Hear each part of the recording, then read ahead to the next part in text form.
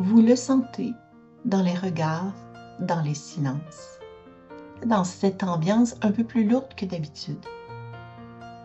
Vous voyez cette éducatrice qui vous répond plus sèchement ou cette autre qui s'efface un peu plus. Mais vous continuez d'avancer parce que la journée ne s'arrête pas là. Alors vous vous dites, tiens, un problème de communication dans l'équipe. Mais si ce n'était pas vraiment ça, parce qu'au fond, ce qui fragilise le plus vos relations, c'est pas ce qui est mal dit, c'est tout ce qui n'est pas dit. Parce qu'un non-dit, ça disparaît jamais. Un non-dit, ça s'installe insidieusement et ça circule à travers les relations. Et parfois, ça peut transformer complètement le climat de votre équipe. Bienvenue dans Phare pédagogique. Avez-vous déjà remarqué? Dans bien des milieux, on va souvent dire « Ah, ça c'est un problème de communication ». Comme si cette phrase-là venait tout expliquer ou cette compréhension-là de la situation, ça disait tout. Un conflit d'équipe, un problème de communication. Une tension entre une direction ou une éducatrice, un problème de communication. Un malaise avec un parent, c'est encore un problème de communication. En fait, on a beaucoup de problèmes de communication facilement à travers ce qu'on observe ou notre interprétation. Mais si derrière, ce n'était pas toujours un problème de communication. Et souvent, il y a beaucoup plus qu'un simple malentendu. Alors, si on s'arrêtait un instant pour regarder ça d'un peu plus près. Parce que dans nos milieux, on parle beaucoup de communication.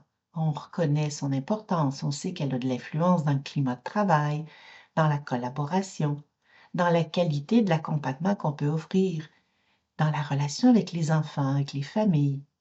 Oui, on reconnaît bien l'importance de la communication.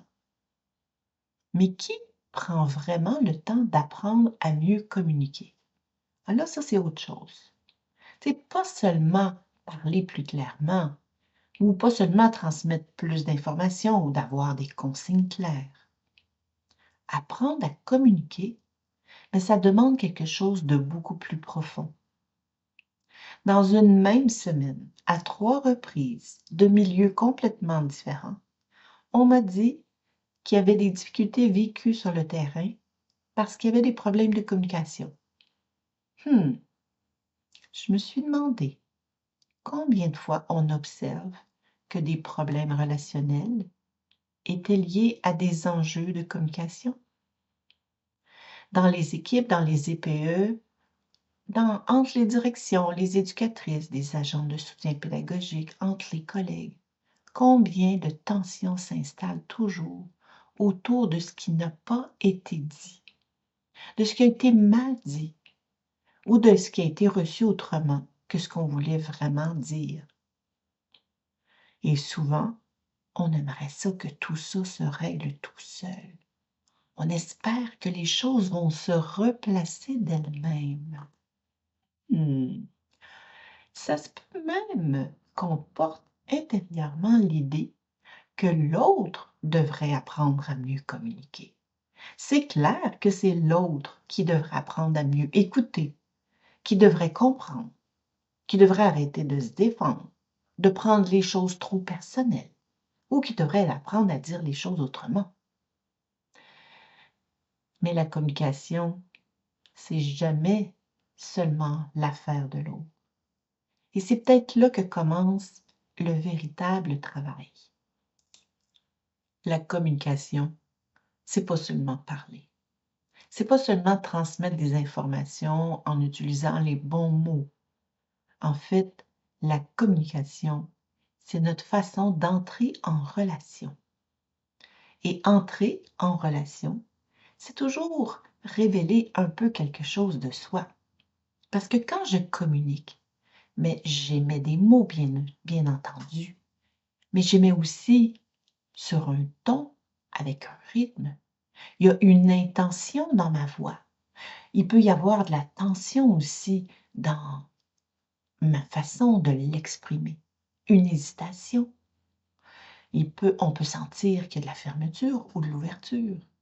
En fait, tout ce qu'il y a dans ma voix fait partie du non-verbal et traduit une posture intérieure. C'est pourquoi apprendre à mieux communiquer, ça demande de s'arrêter. Qui est-ce que je suis quand je parle? Qu'est-ce que je veux vraiment dire? Ou qu'est-ce que j'ose pas dire? Qu'est-ce que je tente d'éviter? Est-ce que je cherche à clarifier la relation ou à me protéger? Est-ce que je parle pour ouvrir un dialogue ou pour reprendre le contrôle de la situation? C'est des bonnes questions à se poser qui peuvent être pas toujours très confortables. C'est très facile de dire non, non, mais non, moi j'ai pas ce problème-là. Mais en même temps, prendre le temps de les regarder, elles sont essentielles pour porter un regard authentique sur ce qui se passe à l'intérieur de moi quand je communique. Parce que dans nos communications professionnelles, ce qui n'est pas clarifié à l'intérieur de moi va automatiquement circuler à l'extérieur de moi. Un non-dit ne disparaît pas parce qu'on ne le nomme pas. Au contraire, il circule. Il circule à travers un malaise, une distance, une irritation, une mauvaise interprétation. Et tout ça, ça crée de la fatigue relationnelle. Du côté de la personne qui reçoit, il y a aussi tout un monde intérieur, parce que la personne à qui je m'adresse, elle aussi, elle reçoit à travers ses filtres personnels, à travers son histoire, à travers son niveau de fatigue, d'énergie. Ça se peut qu'elle ait peur d'être jugée, qu'elle a besoin d'être connue, qu'elle vive une surcharge au moment où je m'adresse à elle. À ce moment-là, une remarque peut être entendue comme une attaque. Une question peut être reçue comme un reproche, un silence. Ça peut être interprété comme elle se fout de moi, elle s'occupe pas de moi, j'ai pas de valeur. Et une limite, ça peut être reçu comme tu es en train de me rejeter parce que je fais juste me choisir.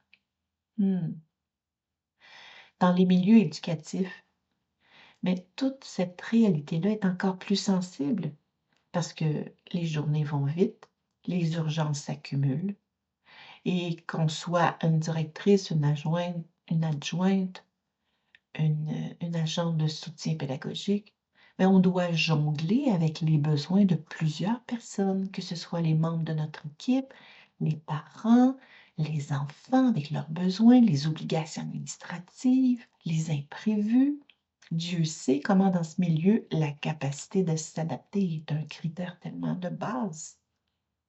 Alors ça se peut que dans ce contexte-là, qui bouscule un peu, mais la communication peut devenir un peu réactive, c'est-à-dire qu'on ne soit plus en train d'agir en fonction de ce qui est là, mais que ce soit tous nos mécanismes de défense qui nous amènent à réagir. Alors à ce moment-là, on répond par automatisme, c'est-à-dire rapidement. On évite pour ne pas créer encore plus de tension. On accumule les frustrations, les incompréhensions, les déceptions. Ça se peut aussi qu'on coupe court. Non, non, non, on va aller régler l'urgence, là, on réglera ça plus tard. Ou on finit par dire les choses trop brusquement ou au-delà de notre pensée, parce qu'on a retenu trop longtemps. Alors, bien souvent, on va dire des choses qui dépassent notre pensée. Et c'est pas parce qu'on a de la malveillance envers l'autre personne. Ça peut être tout simplement le signe d'une relation qui est mise sous pression. Mais même sous pression, notre façon de communiquer a un impact sur le climat d'une équipe, a un impact sur la confiance qu'il y a dans la relation, le niveau de collaboration avec lequel on peut s'attendre. Cela influence également notre capacité à traverser des désaccords sans fragiliser le lien. Mais surtout, ça influence les enfants. Nous sommes dans un contexte éducatif. Alors, il y a toujours des enfants qui nous observent. Il y a toujours ces enfants qui sont présents dans ce quotidien, qui apprennent au contact de nos gestes, de nos silences, de nos mots, de nos réactions. Toute notre façon de nous expliquer, de nous excuser, de nous affirmer, tout ça, c'est des modèles relationnels pour les enfants. Si je maintiens des non-dits, j'enseigne quelque chose. Si j'accuse l'autre lorsque je suis insatisfaite, ben j'enseigne quelque chose aux enfants. Si je m'efface toujours pour éviter les tensions, si je deviens dure ou fermée dès que je suis contrariée, j'enseigne quelque chose. Pas parce qu'il faudrait que je sois parfaite. Non, on ne l'est pas. Mais peut-être qu'on pourrait viser plus d'authenticité. Parce que notre posture communicationnelle a un impact sur le climat éducatif dans lequel je travaille. Alors, si les problèmes de communication que nous rencontrons étaient aussi des invitations à écouter plus finement, à oser se regarder et clarifier honnêtement et courageusement qu'est-ce qui se passe à l'intérieur de moi. Qu'est-ce que je vais choisir de faire avec cet état intérieur? À recevoir avec plus de conscience quand je suis réceptrice du message de l'autre. Est-ce que je me sens capable de sortir de l'accusation, de l'évitement ou de la suradaptation? Et si au lieu d'attendre que l'autre change sa façon de communiquer, je choisissais de prendre soin de la mienne? Pas pour porter toute la responsabilité toute seule, pas pour me rendre responsable de la relation toute seule, mais pour trouver le pouvoir de où je peux réellement changer les choses, dans ma présence, dans le choix des mots, dans ma façon d'écouter, dans ma façon de me respecter dans mes limites. J'ai le pouvoir de ralentir pour prendre conscience et observer avant de réagir. Vous savez, le pas de recul qui est tellement essentiel pour créer quelque chose de nouveau. Que je sois éducatrice à la direction, agent de soutien pédagogique ou un parent, ma façon de communiquer peut faire une énorme différence. Elle peut apaiser ou amplifier des problèmes. Elle peut clarifier une situation ou tout simplement embrouiller encore davantage.